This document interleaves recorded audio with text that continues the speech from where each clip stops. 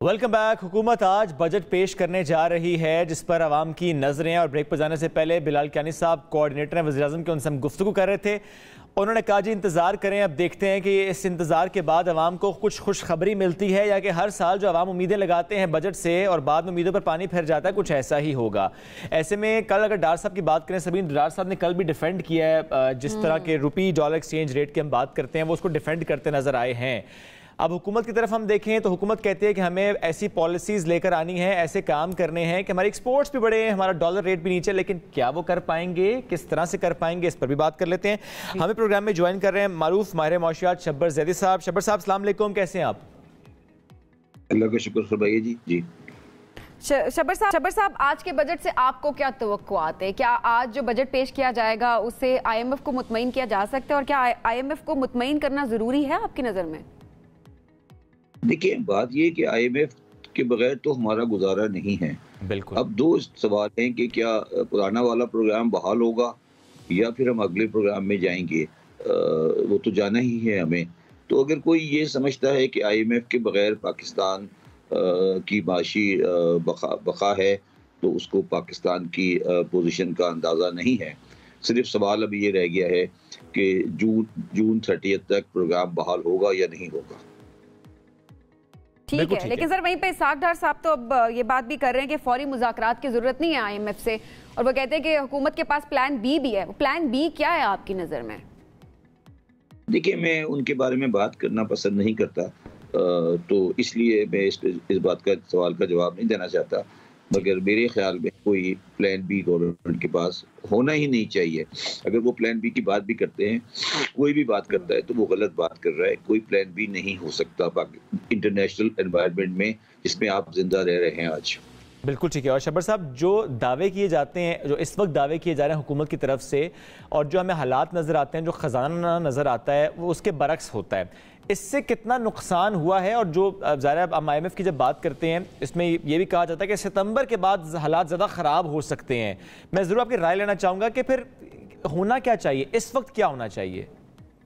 देखिए, अगर आप मुझे फॉलो कर रहे हैं पिछले 2 साल से, तो कभी आपने मेरी पोजीशन में कोई तब्दीली देखी है? नहीं देखी सर। बस फिर आगे आप जो मैं कह रहा हूँ वही होगा, और इसमें मुझे कोई आगे इस जो सिस्टम चल रहा है इसमें कोई पॉजिटिव तब्दीली आती हुई नजर नहीं आ रही। बिल्कुल। उसमें सर एक बड़ी अहम बात आपने की, मैं फॉलो कर रहा था, वो पॉलिटिकल स्टेबिलिटी से मुताबिक आपकी राय ये है कि अगर इलेक्शंस हो भी जाते हैं तो हुकूमत 1 साल भी चल नहीं पाएगी। और जो नेशनल गवर्नमेंट की सर आप बात करते हैं, मैं ज़रूर चाहूँगा हमारे नाज़रीन के लिए अगर आप थोड़ी सी उस पर बात करना चाहें इस वक्त, चूँकि ज़ाहिर है हर पाकिस्तानी परेशान है, मुतासिर है, हर शख्स का घर मुतासिर हुआ है। नेशनल गवर्नमेंट की तरफ बढ़ना, क्या ये एक आसान स्टेप होता है? देखिए, बात ये कि जो पाकिस्तान की माशी पोजीशन की हालत है, उस की हालत है, उसका वो या तो लोगों को उसका इदराक नहीं है, या वो लोग समझना नहीं चाहते, या वो जानबूझ के उसको पीछे छुपा रहे हैं। पाकिस्तान का जो माशरत है और पाकिस्तान का जो माशरा है और पाकिस्तान की जो मईशत है वो ऑलमोस्ट तबाही के दहाने पे पहुंच चुकी है, बल्कि तबाह हो चुकी है। अगर आप इसको इसी तरह स्टेटस क्यू में और इसी सिस्टम में चलाते रहेंगे तो पाकिस्तान के अवाम को कोई बुनियादी सहूलत मुयस्सर नहीं आ सकेगी। ये सिर्फ अल्फाज हैं, ये सिर्फ बातें हैं, ये शख्सियतें हैं, ये चेहरे हैं। तो आपको अगर पाकिस्तान में कोई बुनियादी तब्दीली लानी है तो पाकिस्तान के बुनियादी सोशल और इकोनॉमिक स्ट्रक्चर को तब्दील करना पड़ेगा। बाकी सब चीज़ के बारे में मैं कमेंट करना पसंद नहीं करता। ठीक है। और सर, चूंकि आप साबिक चेयरमैन FBR में हैं, तो मैं ज़रूर FBR के पर्सपेक्टिव से जानना चाहूँगा। साबिक चेयरमैन FBR मैंने सिर्फ 8 महीने गुजारे हैं, मैंने 40 साल آپ لوگوں کو پتہ نہیں کیا آپ کو سرکاری پوسٹوں کی بڑی اہمیت ہوتی ہے، اس کی کیا حیثیت ہے؟ 8 مہینے بھی نرم ہے، 40 سال میں نے پروفیشن میں گزارے، وہ آپ کو یاد نہیں ہے۔ نہیں سر یاد وہ بھی ہے، بس چونکہ وہ ہم ٹیکس کی بات بھی کرنا چاہ رہے تھے کہ ٹیکس میں ہم سے کہاں کمیاں کوتاہیاں ہوتی ہیں ٹیکس کلیکشن میں، وہ جس طرح ہم دیکھتے ہیں کہ ایک اسپیسیفک ڈومین میں ہمیں ٹیکس زیادہ کلیکٹ کرنے کی باتیں کی جاتی ہیں، لیکن اوور آل اگر ہم دیکھیں ٹیکس چوروں کو نہیں پکڑا جاتا، اس پر بھی آپ کیا یہ کہنا چاہیں گے کہ سسٹم میں کمی کوتاہی ہے، سسٹم کی وجہ سے یہ نہیں ہو پاتا؟ نہیں دیکھیے ہم کرنا نہیں چاہتے نا، جب میں نے دکانداروں کو پکڑنے کی کوشش کی تھی تو اسٹیٹ نے اس میں ہمارا ساتھ دیا، ٹھیک ہے نا۔ جب ہم اسمگلنگ کے خلاف چلے تو اس میں ہمارا ساتھ نہیں دیا گیا، جب ہم ٹریک اینڈ ٹریس میں گئے تو ہمارا ساتھ نہیں دیا گیا، جب ریئل اسٹیٹ میں گئے تو ہمارا ساتھ نہیں دیا گیا۔ تو یہ بات نہیں ہے کہ ٹیکس کلیکٹ نہیں ہو سکتا، سوال یہ ہے کہ کیا ریاست صحیح ٹیکس کلیکٹ کرنا چاہتی ہے؟ اگر نہیں چاہتی تو نہیں چاہتی، اس میں کیا ہو سکتا ہے؟ تو یہ باتیں کہ یہ ٹیکس ہوتا ہے، یہ ہوتا ہے، یہ ساری باتیں کوئی زیادہ اہمیت نہیں رکھتی کہ کیا ریاست کرنا چاہتی ہے؟ نہیں کرنا چاہتی۔ اب ریاست اگر چاہتی ہے، جہاں پہ ریاست چاہتی ہے اپنے ریٹ کو قائم کرنا، آپ نے دیکھ لیا انہوں نے قائم کر کے دکھایا ہے نا کچھ چیزوں میں، تو اگر ریاست چاہتی ٹیکس بھی کر سکتی تھی۔ بالکل سر، یہ آپ نے بڑی اہم بات کی ہے کہ اگر چاہیں تو ظاہر ہے اس پر بھی کوئی پلاننگ ہو سکتی ہے، پالیسیز آ سکتی ہیں اور ظاہر ہے اس کو امپلیمنٹ بھی کیا جا سکتا ہے۔ شبر صاحب ابھی کہا یہ جا رہا ہے بار بار، پچھلے تقریباً 1 سال سے یہ بات ہوئی جا رہی ہے کہ خزانہ خالی ہے، لیکن حکومت کہتی ہے کہ ملک ڈیفالٹ نہیں کرے گا چاہے کچھ بھی ہو جائے۔ حالات کیا کہتے ہیں آپ کی نظر میں؟ دیکھیے میں ان باتوں پہ کمنٹ کرنا پسند نہیں کرتا، کیونکہ میں کسی بھی اس چیز پہ بات نہیں کرنا چاہتا جس کو میں ویریفائی نہیں کر سکوں۔ یہ خزانہ خالی ہے والی بات جو ہے یہ میں نے 16 دسمبر 2021 کو کی تھی، بالکل کی تھی، جس کو جیو نے بہت زیادہ چلایا تھا، اس وقت گورنمنٹ عمران خان صاحب کی تھی۔